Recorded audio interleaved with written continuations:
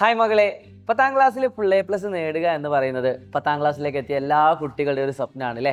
കഴിഞ്ഞ വർഷം ഇതേപോലെ സ്വപ്നങ്ങളുമായിട്ട് വന്ന അഭിനവ് എന്ന് പറയുന്ന കാസർഗോഡുകാരനാണ് നമ്മുടെ മുന്നിലുള്ളത്.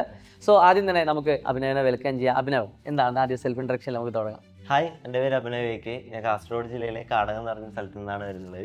അപ്പോൾ ഞാൻ വിദ്യാശ്രീ ശിക്ഷണ കേന്ദ്ര പറഞ്ഞിട്ടുള്ള സ്കൂളിലാണ് പഠിച്ചിട്ടുള്ളത്. അപ്പോൾ കഴിഞ്ഞ കൊല്ലം ഞാൻ അസ്ട്ര 1.0 ഒരു സ്റ്റുഡൻ്റ് ആയിരുന്നു, സെൽസിൻ്റെ സ്റ്റുഡൻ്റാണ്.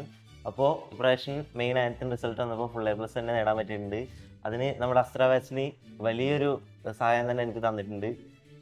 മകളെ, നിങ്ങൾ ആലോചിക്കുക, 10ാം ക്ലാസ്സിൽ ഫുൾ A+ നേടാൻ വേണ്ടി നിങ്ങൾക്കറിയാം പല ആളുകളും പല രീതിയിലാണ് എഫേർട്ട് എടുക്കുന്നത്. ആയിരത്തിലധികം അല്ല, ആയിരക്കണക്കിന് വിദ്യാർത്ഥികൾക്കാണ് 10ാം ക്ലാസ്സിൽ ഫുൾ A+ സൈലം അസ്ത്ര ബാച്ചിലൂടെ കടന്നു വന്നത്. അപ്പോൾ എങ്ങനെയാണ് നമ്മുടെ അഭിനവ് 10ാം ക്ലാസ്സിൽ ഈ അസ്ത്ര ബാച്ച് ഉപയോഗിച്ചത് നമുക്കൊന്നും അറിയാം. നമ്മൾ കുറേ ആൾക്കാർ അഡ്മിഷൻ എടുക്കും, വെറുതെ അവിടെ വെക്കും. പക്ഷെ അങ്ങനെയല്ല, അത് കൃത്യമായിട്ട് ഏത് രീതിയിലാണ് ഉപയോഗിച്ചത്, എന്നിട്ട് എങ്ങനെയാണ് ഫുൾ A+ലേക്ക് എത്തിയെന്ന് നോക്കാം. സോ എങ്ങനെയാണ് സൈലം എന്ന് പറയുന്ന പ്ലാറ്റ്ഫോമിൽ മോന് ആദ്യമായിട്ട് കാണുന്നത്?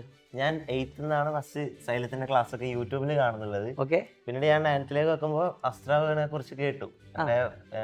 9th യൂട്യൂബ് ക്ലാസ്സുകൾ കണ്ടു. 9th ഞാൻ യൂട്യൂബ് ക്ലാസ്സാണ് റെഫർ ചെയ്തത്. ഓക്കെ. പിന്നീട് ഞാൻ 10th എത്തുമ്പോൾ അസ്ട്ര ബാച്ചിനെ കുറിച്ച് പാരൻസ് പറഞ്ഞു ട്യൂഷനിൽ ജോയിൻ ചെയ്യണം എന്ന് പറഞ്ഞു. അപ്പോൾ പറഞ്ഞു എനിക്ക് സ്കൂളിൽ പഠിക്കുന്ന പോലെ തന്നെ ആയിരിക്കും, ഞാൻ ട്യൂഷനിൽ പോയാലും ഓഫ്ലൈനിൽ പോയാലും എനിക്ക് ഡിസ്ട്രാക്റ്റഡ് ആവും. ഞാൻ ഫ്രണ്ട്സിൻ്റെ ഒന്നും ചിരിക്കുമ്പോൾ ഞാൻ സംസാരിച്ച് പോകും. അപ്പോൾ അതുകൊണ്ട് ഞാൻ ഓൺലൈനായിട്ട് ഞാൻ സൈലത്തിൻ്റെ അസ്ട്ര ബാച്ചിൽ ജോയിൻ ചെയ്യുമെന്ന് പറഞ്ഞു. അപ്പോൾ അതുകൊണ്ട് തന്നെ ഞാൻ അസ്ട്ര ബാച്ചിൽ ഞാൻ ഫസ്റ്റ് ബാച്ചിൽ തന്നെ ജോയിൻ ചെയ്തു. 1.0 തന്നെ ഉണ്ടായിരുന്നു. അപ്പോൾ ഏപ്രിൽ തന്നെ നമുക്ക് ക്ലാസ് ഉണ്ടായിരുന്നു. അതുകൊണ്ട് തന്നെ ഞാൻ സ്കൂൾ തുറക്കുമ്പോൾ അത്യാവശ്യം നല്ലോണം ചാപ്റ്റേഴ്സ് ഒക്കെ നമുക്ക് കവർ ചെയ്തിരുന്നു. അതായത് സ്കൂളിൽ പോകുന്നതിന് മുമ്പ് തന്നെ നമ്മൾ ഫസ്റ്റ് തന്നെ ചാപ്റ്റേഴ്സ് ഒക്കെ കവർ ചെയ്തു, കോൺഫിഡൻസ് ബിൽഡ് ചെയ്യാൻ പറ്റും. അപ്പോൾ അങ്ങനെ ഫസ്റ്റ് നല്ല രീതിക്ക് തന്നെ ഞാൻ പഠിച്ചു തന്നു. പിന്നീട് കലോത്സവം ഫെയർ ഒക്കെ ആകുമ്പോൾ കുറച്ചൊന്ന് ബാക്കിലേക്ക് ആയി. കലാകാരനും കൂടിയാണ് അല്ലേ? ഏതാ ഇവന്റ്? ഞാൻ IT ഫെയർ ഡിജിറ്റൽ പെയിന്റിങ്ങിന് പോയിരുന്നു. ഓക്കെ. അടിപൊളി. അപ്പൊ അതും കൂടി ഉള്ളിൽ കൊണ്ടുനടക്കുന്നുണ്ട്. അപ്പൊ ഈ രണ്ട് കാര്യങ്ങളും കൊണ്ടുനടക്കുന്നത്, അതായത് നിങ്ങളോട് എപ്പോഴും പറയാറുണ്ട് നമ്മള്, നിങ്ങൾക്ക് എന്ത് കലാകഴിവുകളൊക്കെ ഉണ്ടെങ്കിലും അതൊക്കെ നിങ്ങൾക്ക് യൂസ് ചെയ്യാം. അതോടൊപ്പം തന്നെ നമ്മുടെ ക്ലാസ്സുകൾ കേട്ടാൽ നിങ്ങൾക്ക് ഇതേപോലെ ഫുൾ A+ നേടാൻ പറ്റുമെന്നാണ്. എന്തായാലും സന്തോഷം, ബാക്കി പറഞ്ഞോളൂ. അങ്ങനെ കലോത്സവമൊക്കെ പോകുമ്പോൾ എന്തായാലും ബാക്ക്ലോഗ്സ് വരും. അസ്ട്ര ബാച്ചിലായാലും നമുക്ക് സ്കൂളിലായിരുന്നു. സ്കൂളിലാകുന്നത് എനിക്ക് കുറച്ച് നമുക്കത് പിന്നീട് കേൾക്കുന്ന കുറച്ച് ബുദ്ധിമുട്ടാണ്. പക്ഷേ അസ്ട്ര ബാച്ചിലായിട്ടുണ്ടെങ്കിൽ ആ ലൈവ് കഴിഞ്ഞ് അത് റെക്കോർഡായിട്ടുണ്ടാവും. അപ്പോൾ ക്രിസ്മസ് എക്സാമിന് എനിക്ക് നല്ല രീതിക്ക് തന്നെ മാർക്ക് പറഞ്ഞിട്ടുണ്ടായിരുന്നു. അതായത് ഒരുപാട് നമ്മുടെ ക്ലാസ്സുകളൊക്കെ മിസ്സായി, അതുകൊണ്ട് ഏകദേശം 1 month ക്ലാസ് തന്നെ എനിക്ക് മിസ് ആയിട്ടുണ്ടായിരുന്നു. പിന്നീട് ഞാൻ ക്രിസ്മസ് എക്സാമിൽ എനിക്ക് ബയോളജി ആയിരുന്നു ഏറ്റവും ടഫും മാർക്ക് കുറഞ്ഞത്. പിന്നീട് അസ്ട്ര ബാച്ചിൽ ഞാൻ മാത്സ് എഫേർട്ട് എടുത്തത് ബയോളജിക്കാണ് മെയിൻ ആയിട്ട്. കൂടുതൽ സമാധാനം കൊടുക്കാം, നമുക്ക് ടഫുള്ള സബ്ജക്ട് ഏതാണോ അതിൽ കൂടുതൽ. അതുകൊണ്ട് തന്നെ എനിക്ക് മോഡൽ എക്സാമിൽ 39.5 നല്ലൊരു മാർക്ക് തന്നെ കിട്ടി, സ്കോർ ചെയ്യാൻ പറ്റും. കോൺഫിഡൻസ് വീണ്ടും വന്നു. എനിക്ക് മാത്സ് ആണ് ഫേവറേറ്റ് സബ്ജക്ട് ആയിട്ടുള്ളത്.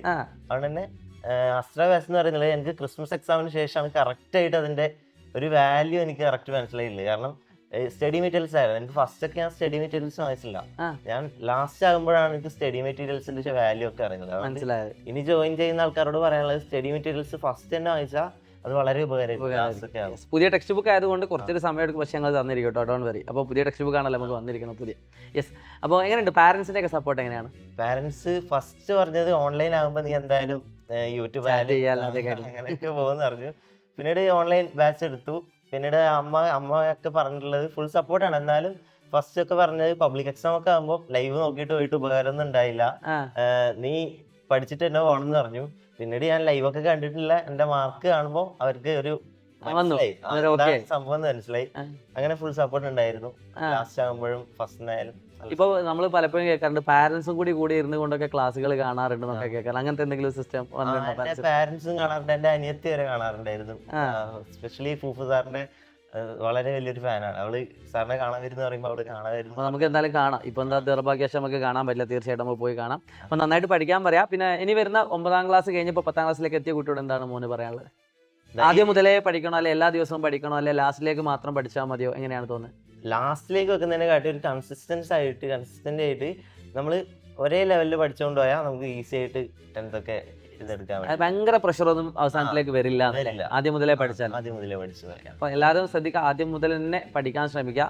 അസ്ട്ര ബാച്ചിൽ ജോയിൻ ചെയ്യുന്നത് നല്ലതാണോ, അല്ലെ മോന്റെ പേഴ്സണൽ ഒപ്പീനിയൻ എന്താ? നല്ല തന്നെയാണ്. നമ്മളിപ്പോൾ ഓഫ്ലൈനിൽ പോയാൽ എനിക്ക് എൻ്റെ ഫ്രണ്ട്സ് ഉണ്ട്, അവര് കുറച്ച് ഓവർ പ്രഷർ കൊടുത്ത് ഇങ്ങനെ ഇതായ പോലെ തോന്നി. പക്ഷെ എനിക്ക് അങ്ങനെയൊന്നും ഫീൽ ചെയ്തിട്ടില്ല. നല്ല പഠിക്കുന്ന സമയത്ത് പഠിക്കണ്ട, എൻജോയ് ചെയ്യേണ്ട, എല്ലാം നടക്കുന്നുണ്ട്. അപ്പൊ നമുക്ക് റെക്കോർഡ് ക്ലാസ് അവൈലബിൾ ആയതുകൊണ്ട് റെക്കോർഡ് ക്ലാസ്. മോനെ അസ്ട്ര ബാച്ചിൽ ഏറ്റവും സ്പെഷ്യൽ ആയിട്ട് തോന്നിയ കാര്യം എന്താ?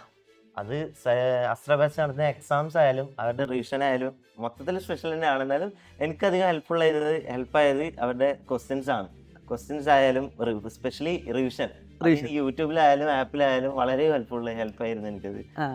യൂട്യൂബിൽ അത് ഏകദേശം നമുക്ക് 12 മണിക്കൂർ 10 മണിക്കൂറിന്റെ സാറിന്റെ ലൈവ് ഞാൻ കണ്ടിരുന്നു. 10 മണിക്കൂറിന്റെ ലൈവ് ഉണ്ടായിരുന്നു. സോഷ്യലിന്റെ 12 മണിക്കൂറിന്റെ ലൈവ് ഉണ്ട്.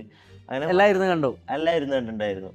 അതുകൊണ്ട് തന്നെ ആ എക്സാം വളരെ എളുപ്പത്തിൽ തന്നെ എഴുതാൻ പറ്റിയിട്ടുണ്ട്. പിന്നെ സൈലത്തിന്റെ അസ്ത്ര ബാച്ചിലുള്ള ക്വസ്റ്റ്യൻ പേപ്പേഴ്സ് ഉണ്ടല്ലോ, മോഡൽ എക്സാമിനേഷന് മുന്നേ കിട്ടുന്ന ക്വസ്റ്റ്യൻ പേപ്പറൊക്കെ വളരെ അത് യൂസ്ഫുൾ ആണ്. നമുക്കത് നമുക്ക് ടൈമൊക്കെ വെച്ചിട്ട് എഴുതുമ്പോൾ നമുക്ക് ശരിക്കും ആ ഒരു സമയത്ത് നമ്മൾ ഇരുന്ന് എഴുതുന്ന അവിടെ നമ്മളെ മറ്റാരും കൺട്രോൾ ചെയ്യാനല്ല, നമ്മൾ തന്നെയാണ് നമ്മളെ കൺട്രോൾ ചെയ്തത്. അത് ഭയങ്കര ബെനിഫിറ്റ് ആണ്. പിന്നീട് അതിന്റെ ആൻസർ കീ ഡിസ്കഷൻ ഒക്കെ ആപ്പിൽ വരുമ്പോൾ നമ്മൾ തെറ്റിയത് നമ്മൾ തന്നെ കറക്റ്റ് ചെയ്തിട്ട് നമുക്ക് തന്നെ അത് എല്ലാ സ്റ്റെപ്പുകളും പറഞ്ഞു തന്നിട്ടുണ്ടായിരുന്നു.